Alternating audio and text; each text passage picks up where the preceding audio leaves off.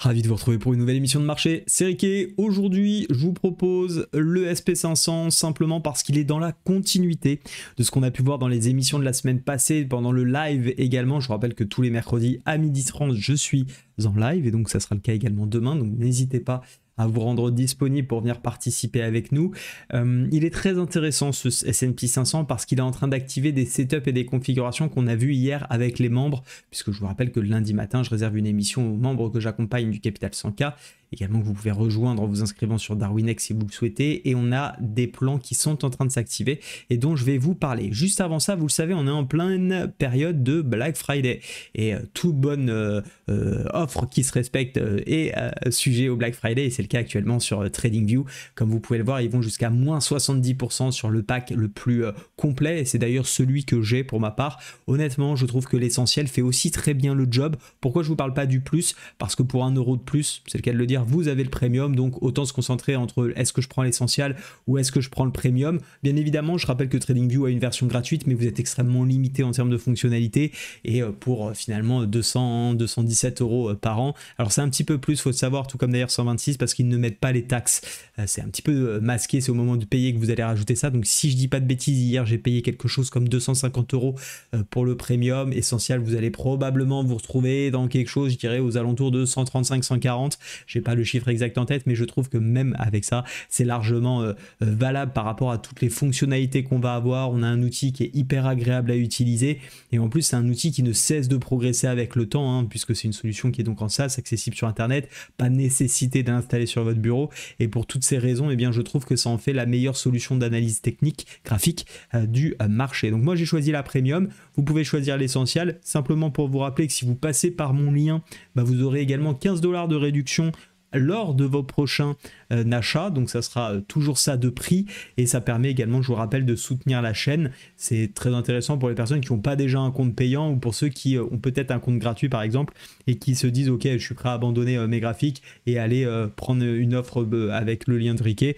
pour simplement profiter des 15 $ de réduction. N'hésitez pas à en profiter. Bien évidemment, si vous êtes déjà engagé, ne quittez pas votre espace rien que pour me faire plaisir, je vous en remercie, mais ça ne vaudra pas le coup, vous allez perdre vos chargements, c'est pas très utile. Donc c'est vraiment si vous n'avez pas beaucoup de graphiques, pas beaucoup de dessins, pas beaucoup de configuration, que vous êtes sur une version gratuite de toute façon, n'hésitez pas à recréer un compte avec le lien, ça soutient la chaîne et ça vous permet de profiter d'une petite offre en plus. Concernant le S&P 500, on est donc toujours, je vais le redire, sait-on jamais, mais dans cette ultra tendance haussière. Et ce qu'on a aimé et apprécié voir avec les membres, c'était cette petite sortie de zone de consolidation. Je vais directement me mettre en 1 heure. Ici, vous le rappelez peut-être, on avait une belle zone de consolidation dont on s'était parlé semaine dernière, jeudi, pendant le live. Mon objectif, vous en souvenez peut-être, c'était de sortir de cette zone de consolidation, prendre le pullback pour aller chercher la zone de polarité qui avait court terme retourné la tendance moyen terme, court terme. Ici, suite à cette pseudo épaule tête épaule, en tout cas selon la théorie d'eau, on s'était bien retourné. Mais cette théorie de dos, si on la réapplique ici, et bien depuis qu'on a cassé ce niveau et qu'on l'a validé, on est désormais de nouveau dans la tendance haussière, ce qui nous permet d'avoir des tendances haussières de fond, haussières dans toutes les unités de temps, que ça soit de fond, de moyen terme, de court terme, de ce que vous voulez, et c'est toujours très intéressant de pouvoir chercher des achats. Un des plans hier également qu'on a vu, c'est qu'on avait un tout petit triangle. Alors c'est ce que je me dis souvent, je n'aime pas trop chercher les configurations chartistes dans les petites unités de temps. On va plutôt dire que ça vient se rajouter à tout ce qu'on s'est dit avant. C'est un petit bonus en plus, on peut le voir ainsi. Mais très honnêtement, c'est pas ce sur quoi je vais attarder non plus trop d'importance. On avait ce triangle ascendant, on avait ouvert avec Gap, donc j'avais invité les membres à être extrêmement prudents sur l'ouverture, car on connaît ces ouvertures avec Gap qui sont pas liées à une vraie volonté du marché de monter, mais plutôt tout simplement un trou de cotation. Puisque je vous rappelle qu'à ces heures-là, il n'y a absolument pas de volume. Et d'ailleurs, on le voit très bien, ouverture américaine, hésitation, on vient rechercher la zone pour finalement faire un petit rebond, et on hésite autour de cette zone actuellement, puisque encore une fois, le signal ici qu'on pourrait considérer comme acheteur, qui est quand même très intéressant, eh bien, a eu lieu à 3h, 1h du matin. Voyez ça comme vous le souhaitez, et pour moi c'est bien évidemment pas un signal acheteur puisqu'il n'y a pas de volume. Cependant, si on arrive à revenir travailler dans cette zone encore une fois cet après-midi avec un joli signal acheteur, ça sera extrêmement intéressant, d'autant plus qu'on est venu ici valider les 0,618. 0,618, je me permets de le repréciser, de quoi? De tout simplement la dernière impulsion baissière qu'on avait eu ici, donc c'est plutôt un joli point d'entrée. J'aimerais beaucoup venir retravailler là-dedans. Maintenant, il faut quand même avoir en tête qu'on est dans des tendances haussières, et que si on a des setups et des stratégies de continuation de tendance, pour moi, voilà, excusez-moi, je suis en train d'en mettre partout avec mes petits graphiques, je vais effacer ça tout de suite. Voilà, parfait. Si on a directement un signal de continuation de tendance, il faudra pour moi, en tout cas, c'est ce que je vais chercher à faire, hein, pas de conseil en investissement ici. Chacun a ses stratégies de trading et ses façons de faire. Libre à vous de voir comment vous souhaitez vous positionner. Mais c'est évident qu'on essaiera de travailler dans le sens des achats avec notamment ces points pivots. Vous le voyez, le point pivot daily pour l'instant qui fait un petit peu résistance.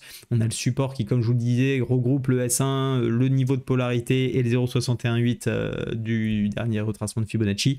Donc tout ça nous donne une très belle zone de support pour payer, essayer d'aller chercher effectivement les différents niveaux avec notamment pourquoi pas le point haut qui date désormais du 11 novembre. Ok, donc voilà un plan qui m'apparaît comme intéressant. Bien évidemment, vous le savez ici, pas du tout de continuation, enfin de chercher de tendance pardon dans la baisse. Je regarde juste un petit peu si on peut estimer qu'on a un canal.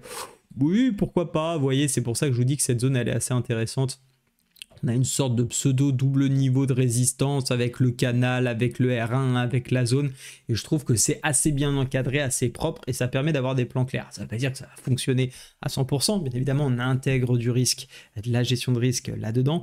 Mais ça nous donne, je trouve, de belles configurations pour essayer de se positionner de manière la plus peut-être sereine possible dans ces configurations haussières. Et d'ailleurs, je pense que je n'ai pas été vérifié, mais on peut y jeter un œil ensemble. Du côté du Nasdaq, on a dû avoir grosso modo exactement la même chose.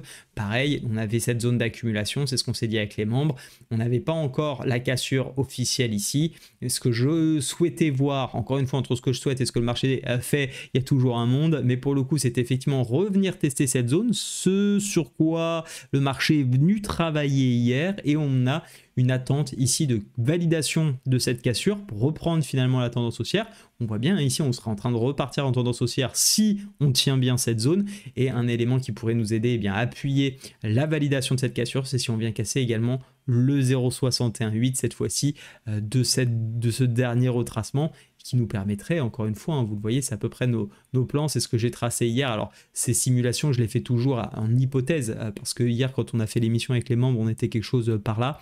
Donc bien évidemment, je place des configurations. Ici, un des setups que je pourrais voir par exemple sur le Nasdaq, ça serait tout simplement si on s'extirpe vraiment de cette zone, qu'on casse le 0,618 et pourquoi pas envisager d'aller chercher également les derniers plus hauts, vous voyez, d'ici de novembre. Ok, donc voilà un petit peu ce que je peux vous proposer pour aujourd'hui en termes d'analyse et quels sont mes plans sur ces deux indices américains notamment.